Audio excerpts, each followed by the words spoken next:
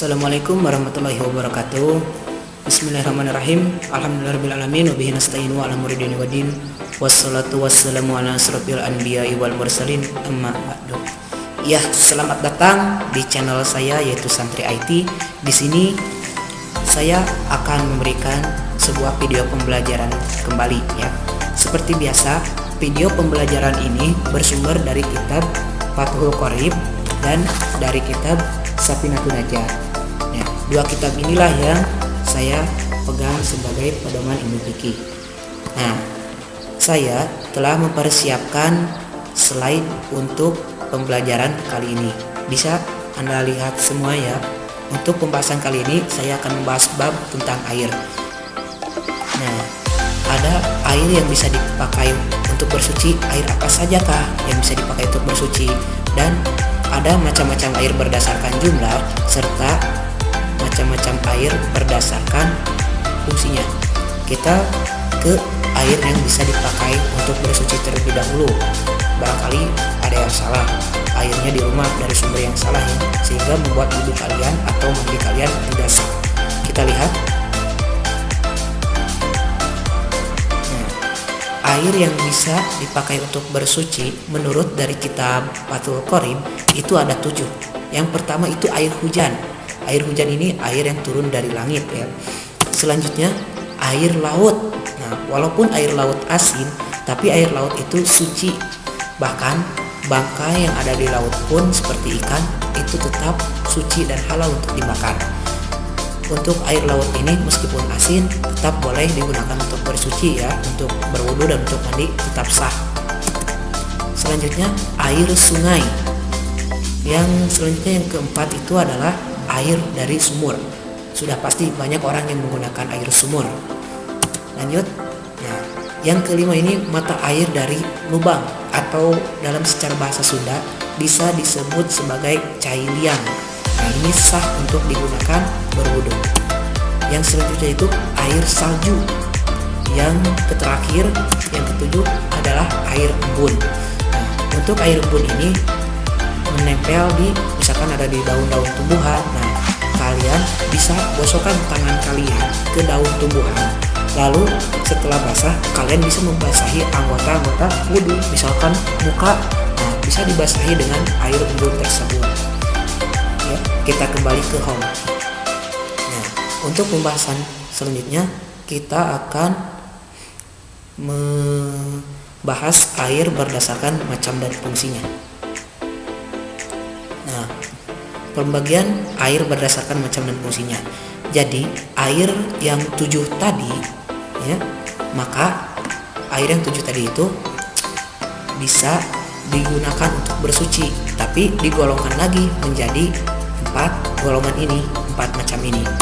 Nah, yang pertama ada air suci mensucikan dan yang tidak makruh dipakai. Contohnya seperti air sumur. Yang ke-7 tadi merupakan air suci mensucikan yang tidak makruh dipakai. Yang kedua ada air suci yang makruh dipakai.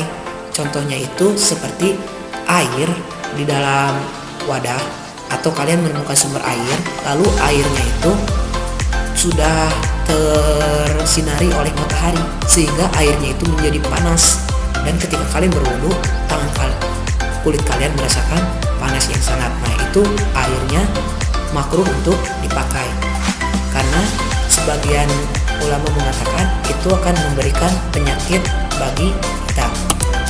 Yang selanjutnya adalah air yang suci tapi tidak mensucikan. Air yang suci tidak mensucikan ini disebut juga air mustakmal. Nah, air mustakmal itu apa? Yaitu air yang kalian gunakan untuk berwudu. Nah, misalkan kalian berwudu, lalu air bekas wudunya kalian tampung kembali. Nah, air yang ditampung itu namanya air mustakmal, tidak sah kembali digunakan berwudu kecuali airnya itu lebih dari 2 kula. Atau kalian berwudu di dalam suatu wadah. Nah, wadahnya itu kurang dari 2 kula. Maka ketika kalian berwudu, air wudu kalian menetes ke tempat wudu kalian, maka hukumnya air satu wadah itu menjadi air mustakmal. Jika kalian melanjutkan wudu kalian atau mandi wajib kalian, dengan air itu, maka hukumnya tidak sah. Nah, yang selanjutnya ada air yang tidak suci dan tidak mensucikan, disebut juga air najis. Jadi kalian tidak sah berwudu menggunakan air yang bernajis. Misalkan ada ember, lalu ember itu di dalamnya ternyata sudah terkena air kencing misalkan sedikit, nah maka otomatis satu air ember itu menjadi air yang najis. Baik, kita kembali ke home. Nah, sekarang kita akan bahas air berdasarkan jumlahnya. Pembagian air berdasarkan jumlahnya terbagi menjadi dua menurut kitab Safinatun Najah. Ada air yang sedikit atau air yang berukuran kurang dari 2 kula, dan ada air yang berukuran banyak atau ya banyak. Airnya itu berukuran 2 kula ke atas. Nah, kita bahas dulu. Air yang pertama, air yang berukuran 2 kula ke atas. Nah, kelebihan air ini bila berukuran 2 kula ke atas, maka kalian apabila kalian berwudu dalam ukuran tersebut, maka air wudunya menetes ke dalam bak air yang berukuran 2 kula lebih itu, maka walaupun menetesnya banyak, hukumnya tidak akan menjadi air mustakmal. Dan apabila air yang berukuran 2 kula tersebut tertetesi oleh najis, maka hukumnya tidak najis kecuali berubah di antara 3 perkara. Nah, apabila air yang berukuran 2 kula itu tertimpa najis, lalu berubah warnanya, maka air itu dihukumi najis.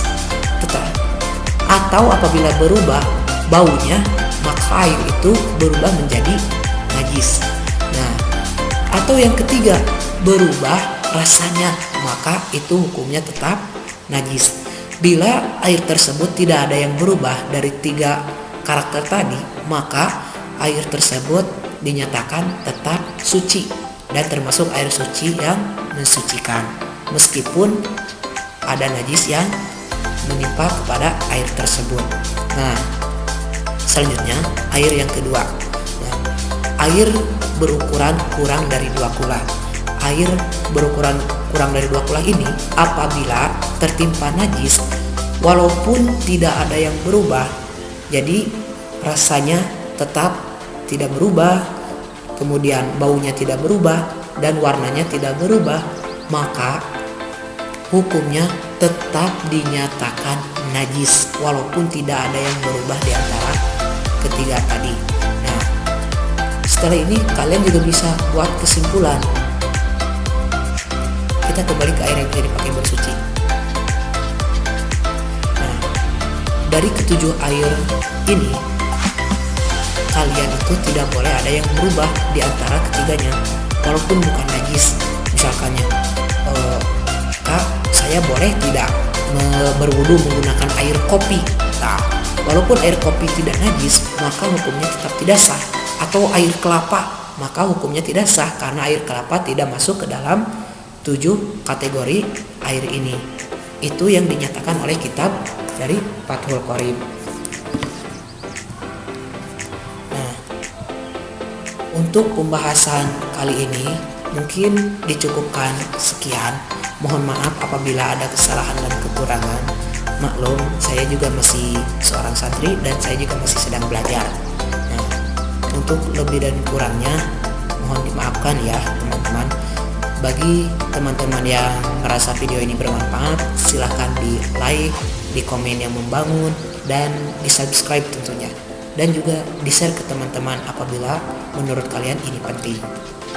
Ya, itu saja dari saya. Mohon maaf atas kekurangannya dan mohon maaf apabila ada perbedaan pendapat. Di sini saya menggunakan fikih dari kitab Fathul Qorib. Wassalamualaikum warahmatullahi wabarakatuh.